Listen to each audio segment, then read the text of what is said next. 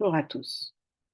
Aujourd'hui, je vous propose de vous expliquer la méthode de la synthèse, qui était initialement la synthèse ESCP et qui a été étendue cette année à un grand nombre d'écoles.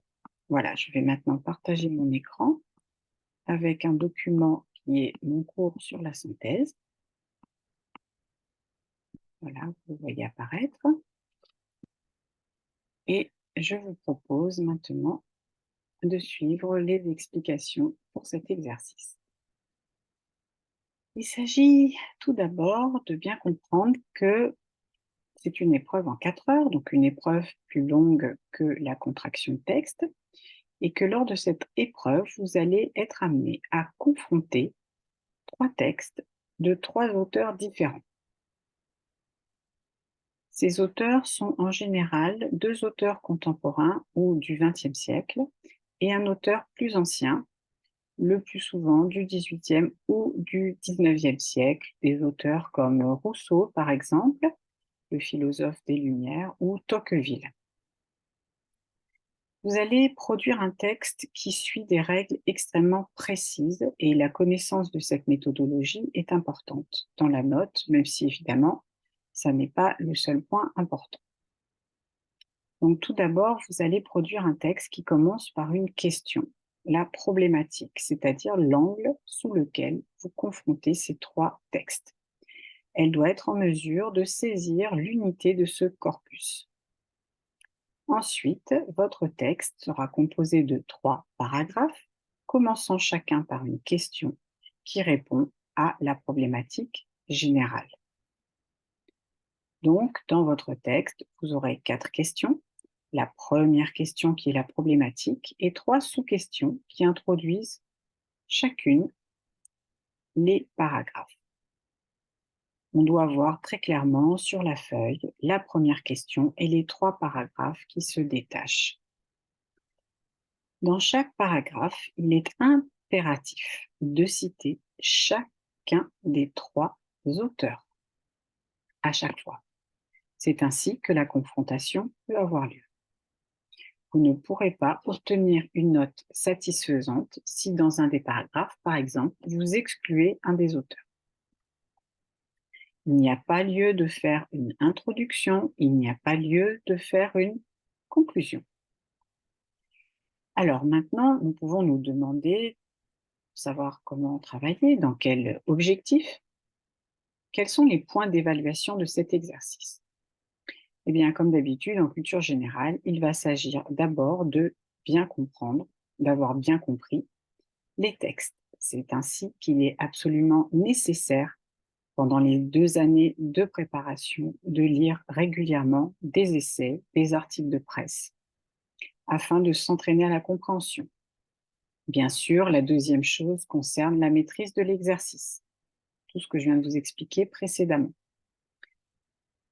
Tout comme dans la contraction de texte, vous n'êtes amené à faire aucun commentaire personnel. Vous ne proposez pas votre propre jugement et vous ne devez pas non plus citer les textes, mais vous devez reformuler les idées des auteurs. Une fois de plus, comme toujours en culture générale, comme dans les contractions, votre langue doit être claire, précise et, si possible, élégante. Tout cela rentre en compte, bien sûr, dans la note finale. Là encore, comme dans la contraction, vous avez un nombre de mots, un format, qui est de 300 mots, plus ou moins 10%. Donc, vous allez être entre 270 et 330 mots. Vous devez noter de 50 en 50, comme dans les contractions, et marquer bien sûr le nombre de mots à la fin. Bien entendu, aucune triche n'est admise. Je vous rappelle que le nom et le prénom des auteurs, ainsi que les titres d'œuvres, ne comptent que pour un seul mot. Faites très attention à la langue, à l'orthographe. N'employez pas de mots que vous inventez. Faites-vous un petit chevalet avec le nom des auteurs s'il est un petit peu compliqué, afin de ne pas faire d'erreur sur le nom des auteurs. Cela irrite fortement les correcteurs. On attend de vous une analyse poussée. Vous avez 4 heures. Vous allez rédiger le texte final dans la dernière heure. Donc, vous avez 3 heures pour vraiment travailler non seulement la lecture, la compréhension, mais ensuite le plan de votre devoir. Alors, maintenant, entrons dans le vif du sujet. Vous allez me dire, oui, mais comment on fait? Alors, vous allez prévoir plusieurs brouillons. Pensez à en demander aux surveillants avant même le début de l'épreuve. Des stylos stabilo et un crayon gris. On vous distribue le sujet. Vous allez commencer tout d'abord par faire une lecture rapide, déterminer évidemment le nom des auteurs. Est-ce que je connais ces auteurs ou pas? Est-ce que je connais cet auteur, l'auteur plus ancien ou pas? Si je le connais, par exemple, Rousseau, bon, bah, je sais immédiatement que Rousseau, c'est la philosophie des Lumières, donc ça me donne des indications. Je regarde également le titre des œuvres, qui donne souvent des pistes, et je lis tranquillement les textes, en faisant éventuellement au crayon gris des croix en face de ce qui me paraît important. Pourquoi est-ce que je précise au crayon gris?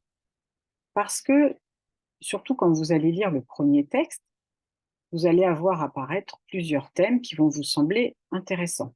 Bien sûr, puisque vous ne savez pas encore sur quoi porte la question de synthèse. Donc, si vous vous mettez à stabiloter de tous les côtés, eh bien, au moment de comparer les 3 textes, vous aurez beaucoup trop de couleurs sur votre document. Donc, vous faites simplement des petites croix au crayon gris.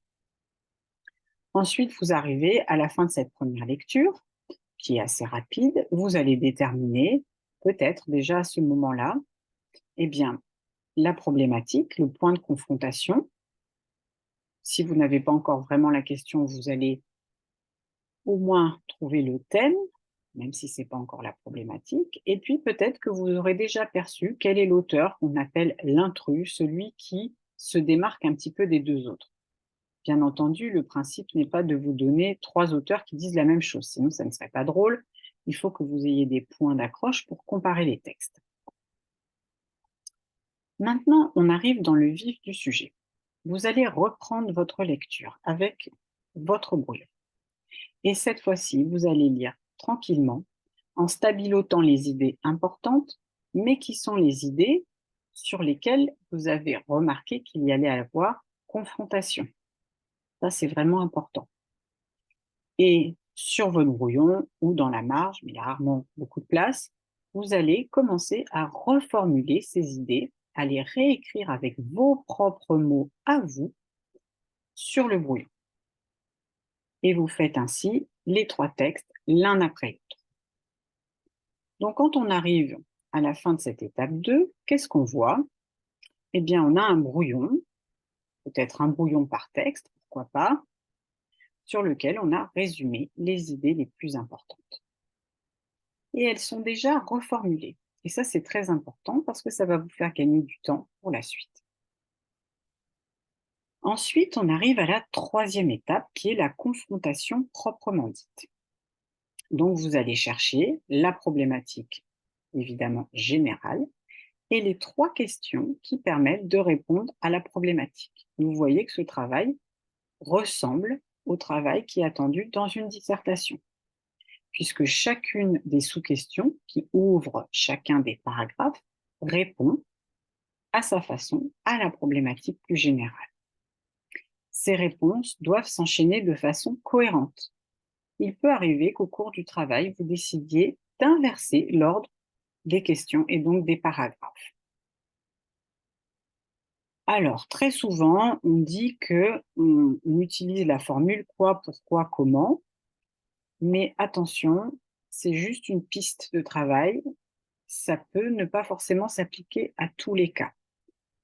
Mais si vous regardez ces 3 questions, vous remarquerez d'abord qu'on part de ce qui est le plus évident. De quoi parle-t-on? D'accord? Ensuite, donc là, on va, définir le problème commun aux 3 auteurs, la problématique. Ensuite, eh bien, souvent, on va chercher les raisons, les causes, les explications. Et éventuellement, si c'est le cas, les solutions suggérées par les auteurs ou toute autre question qui semblera pertinente. Il n'y a jamais de réponse toute faite en culture générale. Vous devez toujours adapter vos plans, vos structures au texte. Donc, si on regarde, Si vous aimez les tableaux, vous pouvez construire un tableau de ce style-là. Vous allez écrire votre question, la problématique générale, le nom de chaque auteur et chacune des questions que vous avez trouvées ici. Et bien sûr, ça sera beaucoup plus vaste ici, vous aurez plus de place sur votre tableau et vous allez noter les éléments, les idées de chaque texte qui vous permettent de confronter l'auteur 1 sur la question 1, l'auteur 2 sur la question 1, l'auteur 3 sur la question 1, etc. À la fin de cette étape, il est impératif que toutes les 9 cases soient remplies. Si elles ne le sont pas, cela signifie que votre problématique n'est pas bonne, parce que vous n'avez pas réussi à confronter les 3 auteurs sur les 3 points. Donc, c'est absolument impératif de réussir à trouver une problématique qui, sans être hyper générale, permette de confronter les 3 auteurs sur les 3 points. Donc ça, c'est l'étape 3. Maintenant, l'étape 4. Eh bien, il va s'agir de passer de ce tableau à la rédaction. Donc, vous allez prendre un autre brouillon et vous allez rédiger.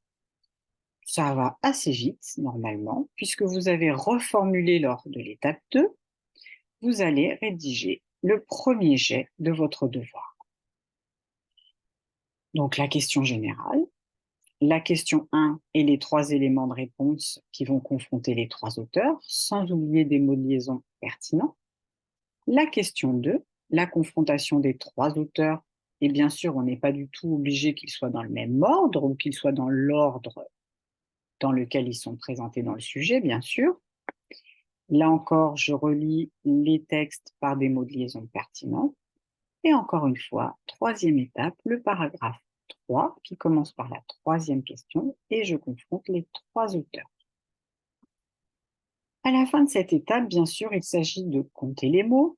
En général, quand on prend l'habitude de faire l'exercice, si on consacre 1 ou 2 phrases par auteur, il n'y a pas trop de mauvaises surprises.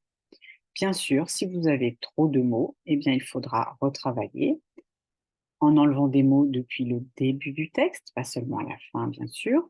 Et si vous n'avez pas assez de mots, bon, c'est assez simple, il suffira de développer un petit peu plus certaines idées. Vous checkez, est-ce que j'ai bien les 4 questions? Vous checkez, est-ce que j'ai bien chaque auteur dans chaque paragraphe? Vous faites une relecture uniquement axée sur les noms propres, surtout si vous avez par exemple un texte de Nietzsche, et vous vérifiez ensuite l'orthographe et la grammaire en appliquant toujours la méthode suivante. On ne relit pas pour relire, on relit en sachant ce qu'on cherche.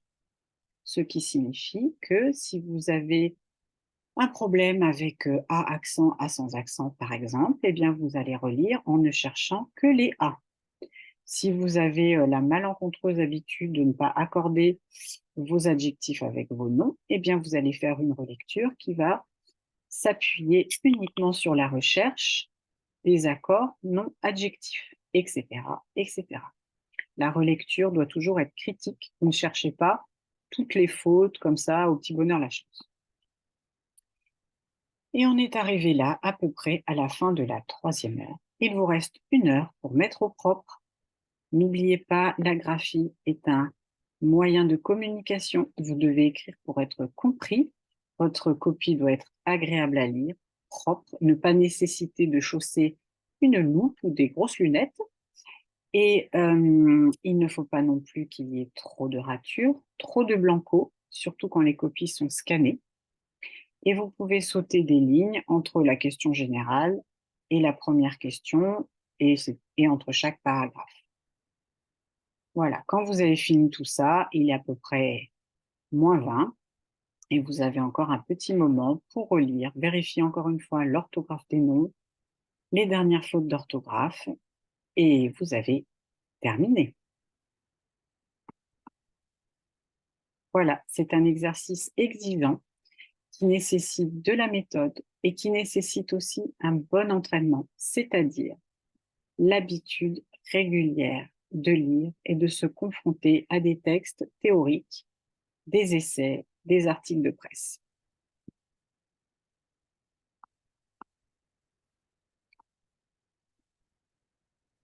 Voilà, je vous dis à bientôt peut-être pour une autre vidéo de méthodologie.